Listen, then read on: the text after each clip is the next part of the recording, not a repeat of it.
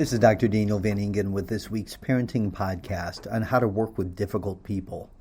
Some people lack courtesy. There are some people in your life who operate out of control. They critique you. They operate from a place of control. Be aware of the difficult D's.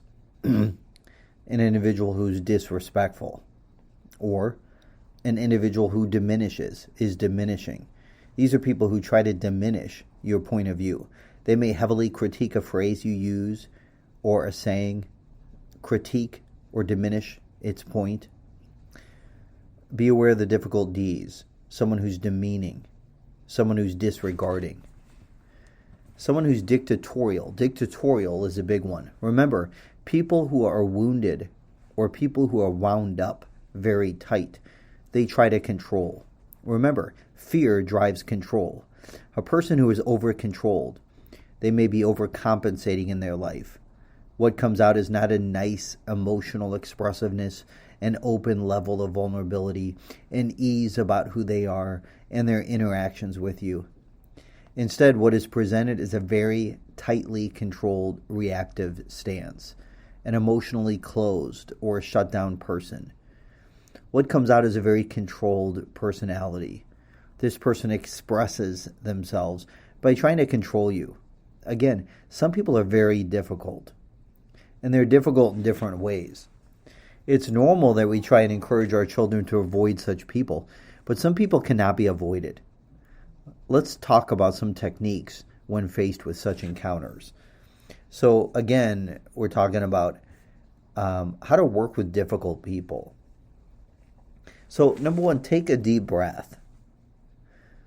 Take a deep breath and release. So as you take a deep breath, as you inhale, 5 seconds, and as you exhale, and the exhale is key. The exhale engages the vagus nerve, which activates your parasympathetic nervous system, helping you to calm your body. The exhale also releases the carbon dioxide, giving you more room, more capacity for oxygen. Number two, take a step back and notice your anxiety level.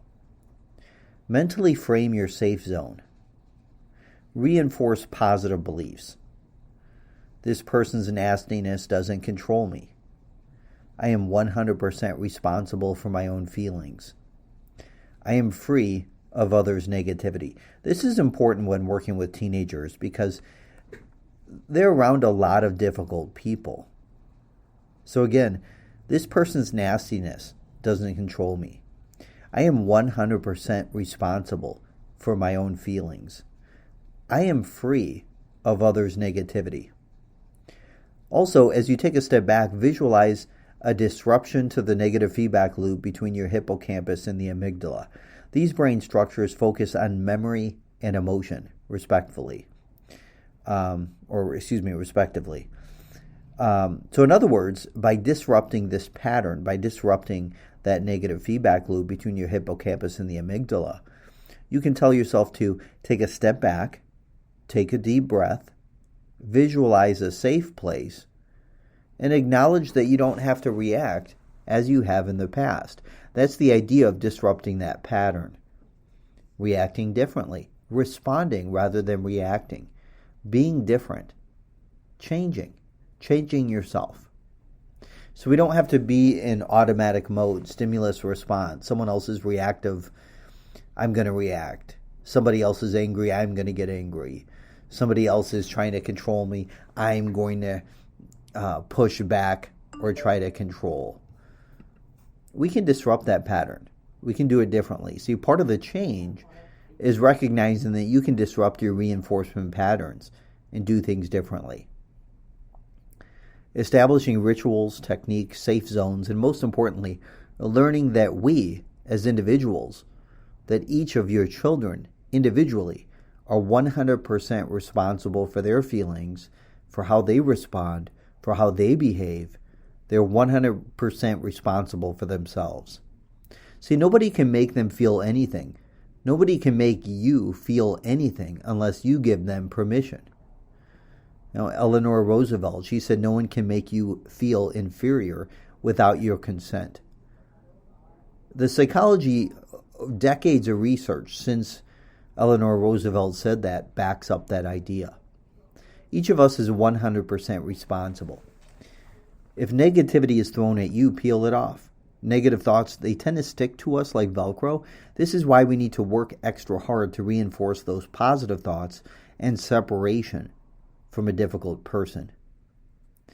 In the face of disrespect, we can be respectful.